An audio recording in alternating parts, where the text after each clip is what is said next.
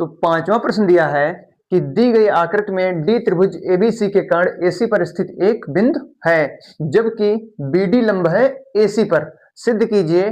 पहला भाग दिया है डी एम स्क्वायर बराबर एम बी इंटू एम सी।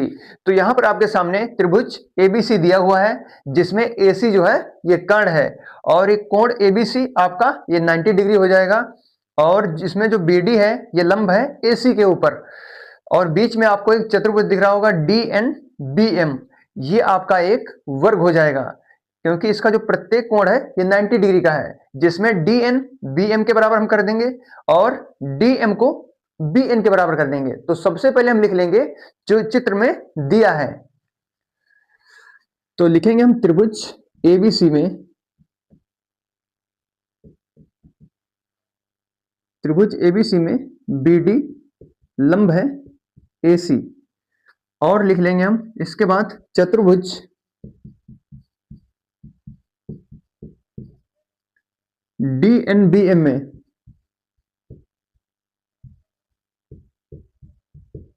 इसमें जो दिया है ये है डी एन बराबर हो जाएगा एम बी के, और डी एम बराबर हो जाएगा एन बी के।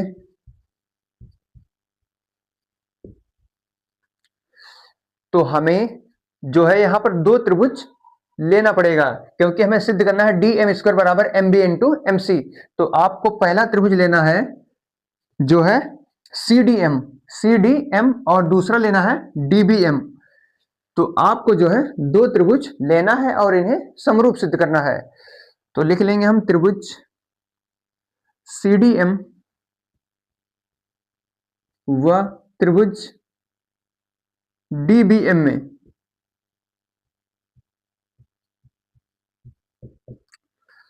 तो यहां पर जो है 90 डिग्री दोनों तरफ बन रहा है, तो कोण डी एम सी बराबर हो जाएगा डी एम बी। तो लिखेंगे हम कोण डी एम सी बराबर कोण डी एम बी, प्रत्येक 90 डिग्री हो जाएगा। इसके बाद कोण डी सी एम बराबर हो जाएगा डी बी एम।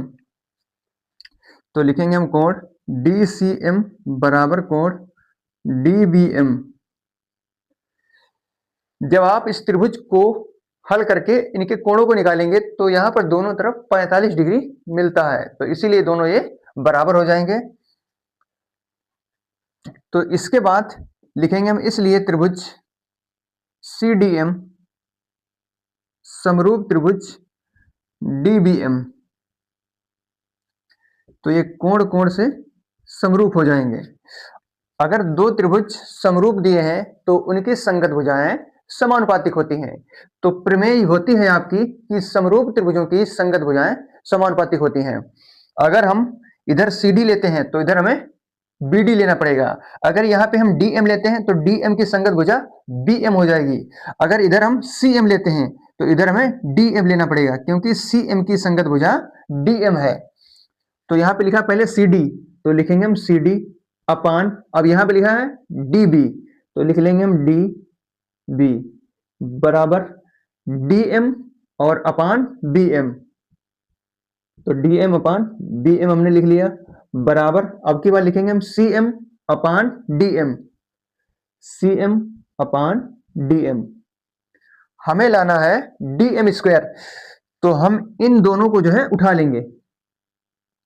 तो DM की गुणा DM के साथ हो जाएगा DM स्क्वायर बराबर, और हमें लाना है MB इंटू MC। तो MB या BM बात एक ही है, तो इसको लिख लेंगे हम MB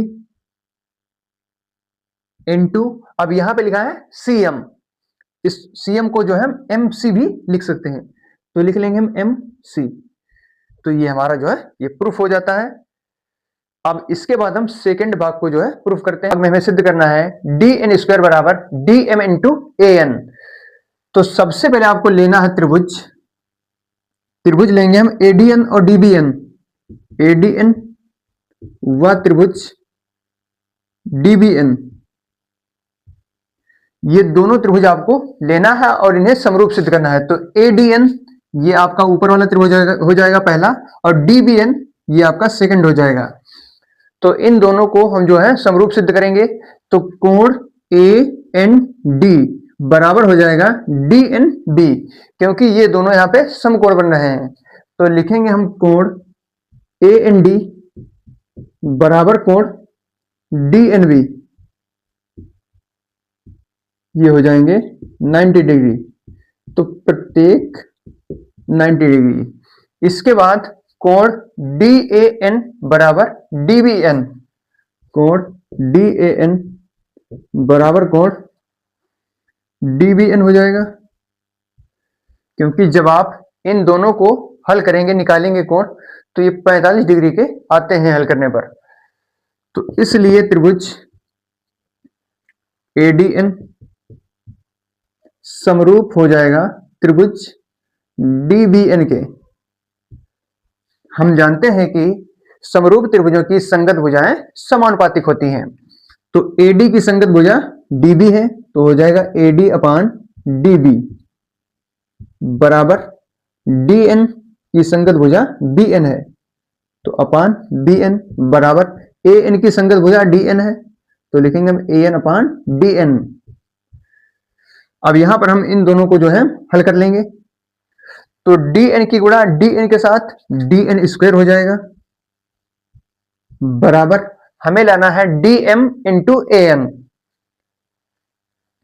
तो यहां पे हमको मिल रहा है AN और यहां पे मिल रहा है BN, तो पहले हम इसको नोट कर लेंगे, BN इंटू AN। तो DN स्क्वायर बराबर, अब यहां पर है BN और यहां पे दिया है DM, और हमने लिखा था कि जो BN है ये DM के बराबर है, आप यहां से देख सकते हैं। तो BN की जगह पे लिखेंगे हम DM इंटू AN। यही हमें प्रूफ करना था, सेकंड पार्ट पे हमने प्रूफ कर दिया है। तो आई होप आप इस प्रश्न को बहुत ही आसान तरीके से समझ गए होंगे। इसके बाद हम अगले प्रश्न को जो है हल करते हैं।